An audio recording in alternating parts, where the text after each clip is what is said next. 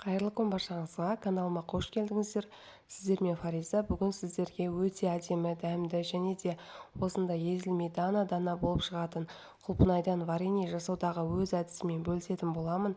Ең алдымен каналыма тіркелмеген болсаңыз, каналыма тіркеліп, қоңырауша белгісін басып қойыңыз. Және де видеоның ең маңызды жерлерін өткізіп алмас үшін видеоны мұқият соңына дейін қараңыз. Ең алдымен құлпынайларды осындай үлкен ыдыстарға салып, салқын суға 3-4 реттен тазалап жуып аламыз. Тазалап жуып алған құлпынайларды осылай басына, яғни жапырақтарын, сабақтарына осылай алып шығатын боламыз. Қолымызбен немесе пышақпен алсақ та болады. Осылайша барлық құлпынайлардың жапырақтарын алып шығамыз.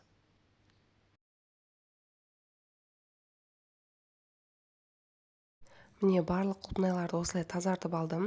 Бұл жерде менде 8 кг құлпынай, енді үстіне мен 4 кг қант қостым.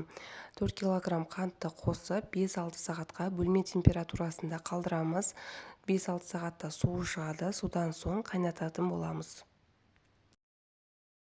Міне 6 сағат уақытта өтті. Көріп тұрғандарыңыздай құлпынайдың өзінің суы шыққан. Бұл вареньеге ешқандай су құймаймыз.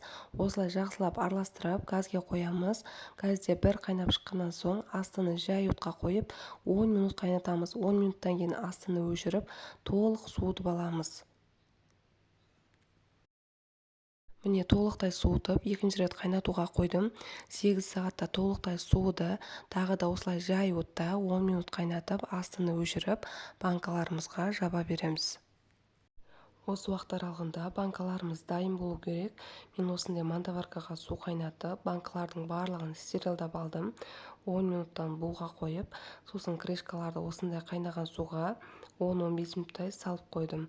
Осылай банка мен крышкалардың барлығын стерилдап алдым.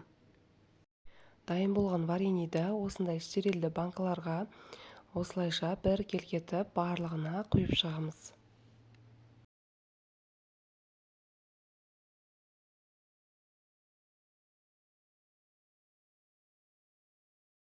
Міне барлық банкаларға осындай бірдей етіп құйып шықтым. Құйып болғаннан соң крышкасын жауып, осындай арнайы банка жапқышпен бұрап, барлық банкалардың крышкасын жауып шықтым. Менде 8 кг құлпынайдан 8 литр құлпынай вареньесі шықты. Көріп тұрғандарыңыздай түсі де өте әдемі болып шықты. Езілмей дана-дана болып шықты. Көріп тұрғандарыңыздай өте әдемі болып шықты. Сіз де осы әдіспен жасап көріңіз. Егер менің видео рецепті ұнаған болса, менің каналыма тіркеліп, қоңырауша белгісін басып қойыңыз. Және де лайк басып, комментарий қалдырыңыз. Егер сұрақтарыңыз болса, комментарий бөліміне жаза кетіңіз, мен міндетті түрде жауап беремін. Сіздермен болған Фариза. Назарларыңызға көп рахмет.